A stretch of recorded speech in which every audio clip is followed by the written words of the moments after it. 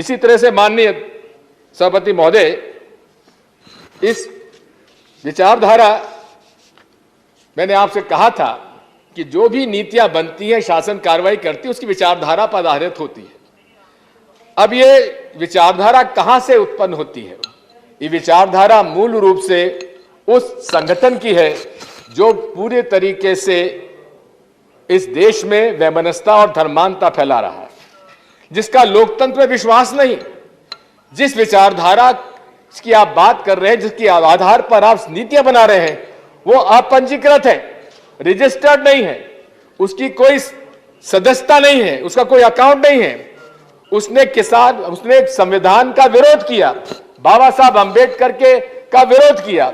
बाबा साहब अंबेडकर के आपने उदाहरण यहां पर दिया है फ्रेटर्निटी इक्वलिटी का, लेकिन ये संस्था, मैं उसका नाम नहीं लेना चाहता, ये संस्था के विचार पूरे तरीके से इस देश के संविधान और इस देश की लोकतांत्रिक जो मूल्य है उसके विपरीत है, क्योंकि इस संस्था को लोकतंत्र में विश्वास ही नहीं है।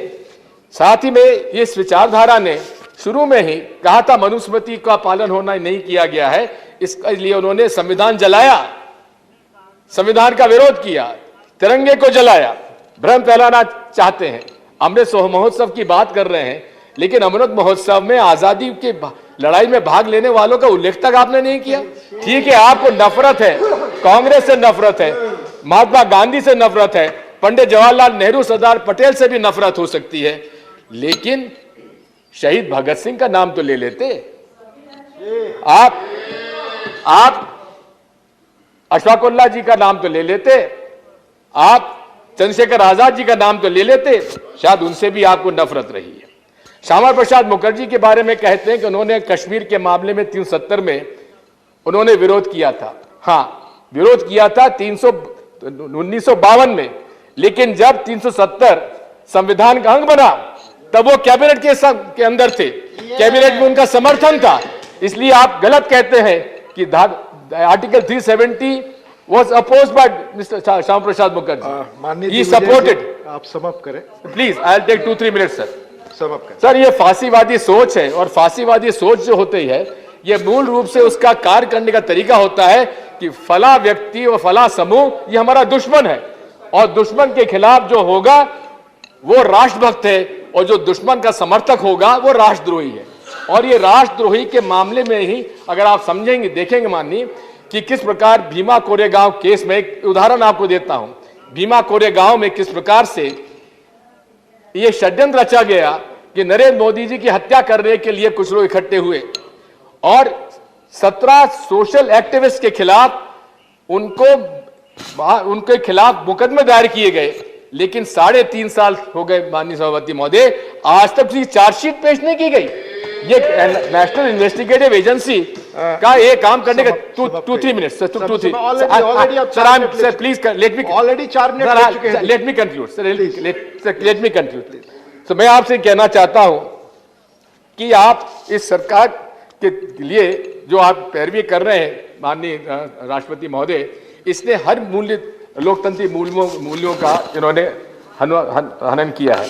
लेकिन माननीय सभापति महोदय, जो व्यक्ति आज प्रधानमंत्री हैं उन्हीं पर से तो शासन की जिम्मेदारी होती है, और नरेंद्र मोदी जी का काम करने का तरीका आप देख रहे हैं कि वे नाटक नौटंकी में माहिर हैं। यहाँ पर सबसे चुनकर आए सर, आई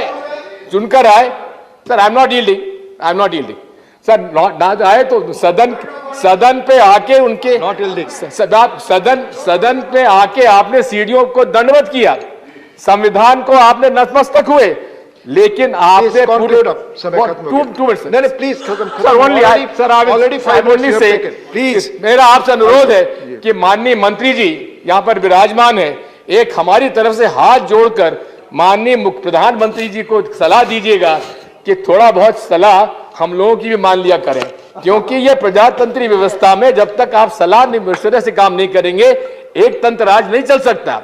इसलिए मैं आपसे कहता हूं, आप सबसे अनुरोध करता हूं कि हमारे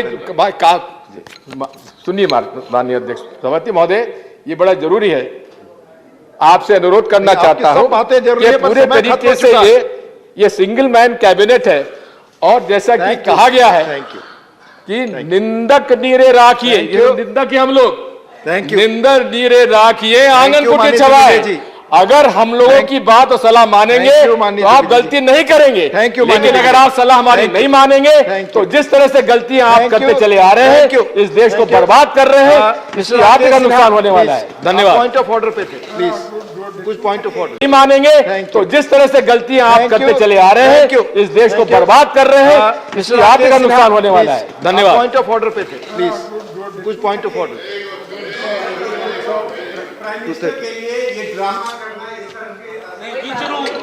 शब्दों का उपयोग करना ये 238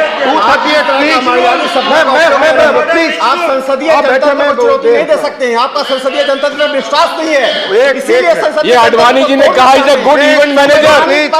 अरे अडवाणी जी ने कहा, मैंने नहीं कहा है। Nothing is going on record. देश में राकेश सिन्हा की बात प्लीज अडवाणी जी ने कहा is a good event manager. नाटक नौटंकी करते हैं। मनमोहन सिंह जी जैसा प्रधानमंत्री राकेश जी चाहते हैं। बैठिए please, it will be examined please.